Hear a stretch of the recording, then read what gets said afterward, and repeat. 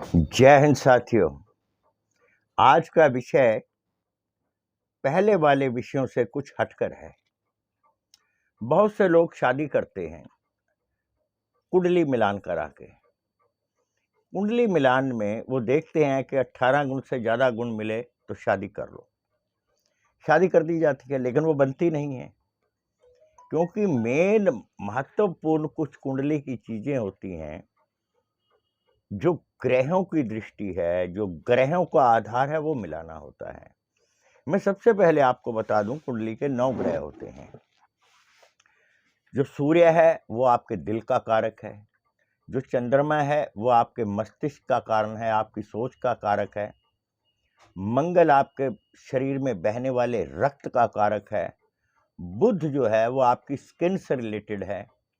बृहस्पति आपकी ये जो बुद्धि है इससे रिलेटेड है। बृहस्पति है वो आपकी बुद्धि से रिलेटेड है। और जो शुक्र ग्रह है वो आपके काम के ऊपर निर्भर है, कि आपके काम से रिलेटेड है, कि आप कितने सुंदर होंगे, आप कितना राज्य भोगेंगे, कितना ऐश्वर्य साधन भोगेंगे। शनि जो है ये जस्टिस है, न्याय प्रिय है, ये न्याय करता है। और राहु और केतु जो है छाया ग्रह हैं, जिस ग्रह के साथ बैठते हैं वैसा ही फल देते हैं। अगर कुंडली के 7वें भाव में, अगर हम सेंटर से गिनते हैं, जो 7वें नंबर पे 7वां भाव आता है उसको कहते हैं जीवन साथी का भाव। अगर वहां पर केतु बैठ जाए तो मार पिटाई अवश्य होगी। अगर वहां पर, और मार पिटाई का कारण कुछ भी हो सकता है, अनएक्सपेक्टेड, एकदम से आपके ऊपर पड़ जाएगी।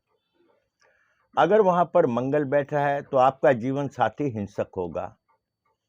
अगर वहां पर सूर्य बैठा है तो वो उग्र और गर्म होगा। वो जब भी बात करेगा आपसे गर्मी से करेगा।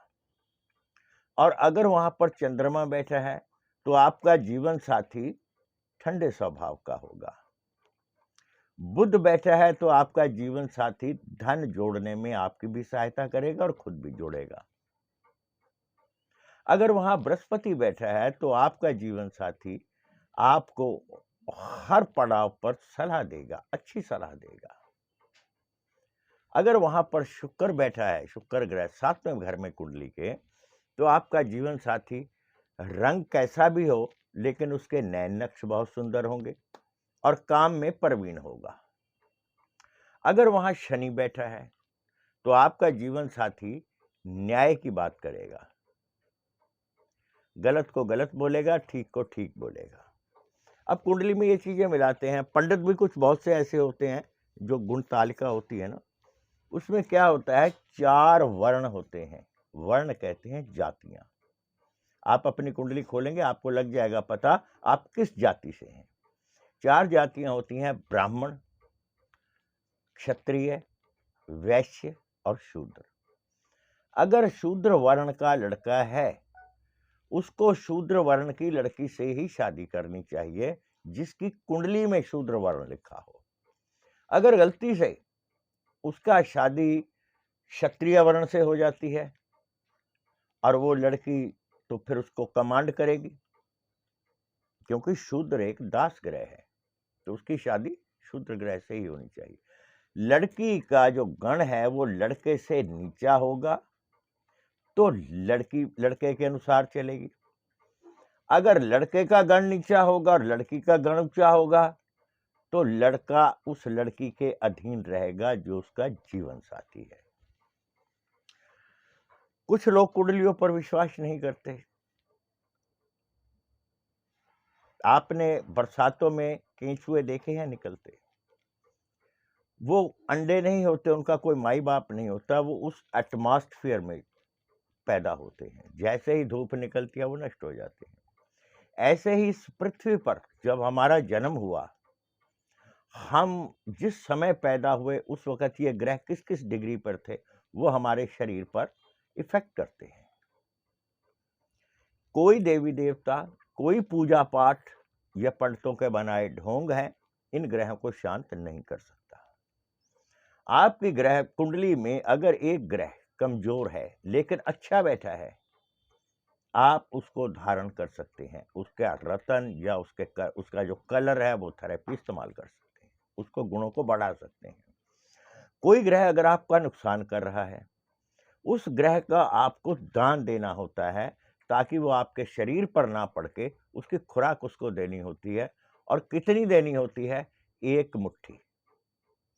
एक मुट्ठी से दिया गया ज्यादा दान आपका अहंकार कहलाएगा। हमारे शास्त्रों में ये कर्म का हाथ है, इसी से ही दान होता है, इसी से ही कमाया जाता है। तो कुछ पंडित लोग कहेंगे इस ग्रह की शांति करा लो, इतने पैसे लगेंगे, इतने पैसे लगेंगे। सब बेकार की बातें हैं। कुंडली में 3 चीजें मुख्य होती हैं। जो कुंडली के अंदर सुदर्शन चक्कर बना होता है, उसके अंदर चंद्र कुंडली, लगन कुंडली और सूर्य कुंडली। लगन कुंडली वो होती है जिसमें आपका लगन होता है, जहां पहले नंबर पे आपका नंबर होता है, वो आपका लगन होता है। उसका तात्पर्य ये है कि आप क्या लेकर आए हो, आपके पास क्या है। फिर चंद्र कुंडली क्योंकि मन का कारक है, आपका मन क्या करता है? क्या आपका मन वो करता है जो आपके पास है?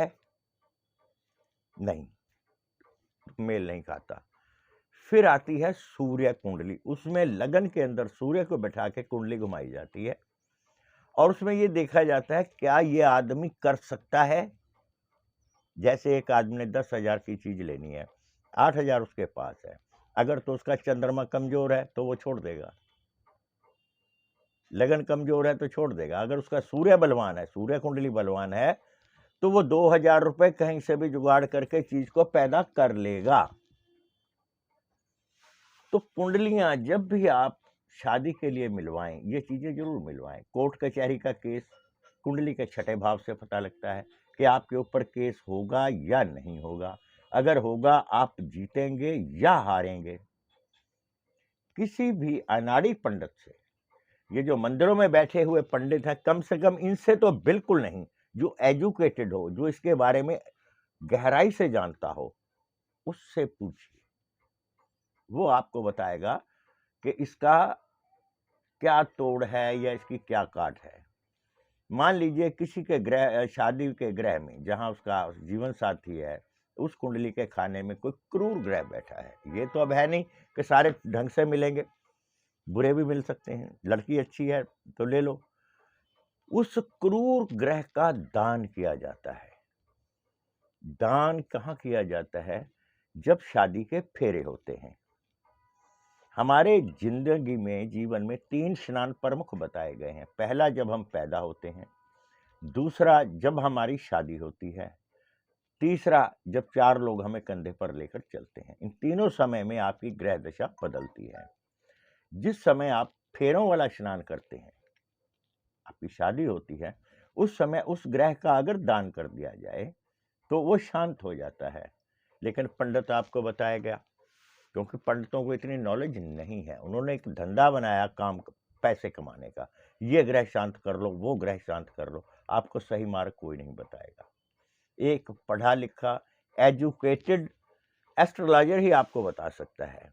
तो कुंडलियां मिलाने से पहले किसी अच्छे ज्योतिषी से संपर्क करें। आप मुकदमे में जीतेंगे या हारेंगे, इसके लिए भी पूछें, क्योंकि वो कुंडली का छठा ग्रह बताता है। छठा जो कुंडली का घर है, उसके अंदर कैसा ग्रह बैठा है, करूर है या ठंडा है। ठंडा ग्रह है तो आप नहीं जीतेंगे, मामला समझौते में सुलझेगा। क्रूर ग्रह है तो आप उसको नचा सकते हैं, आप अवश्य जीतेंगे। किसी के कहने में आके हार मत जाना, विश्वास बना के रखना। आज मैं इस बात पर बोलूंगा, फिर कभी मौका आप बोलेंगे तो मैं अगली बार फिर आपको इसके बारे में बहुत कुछ बताऊंगा। जय हिंद।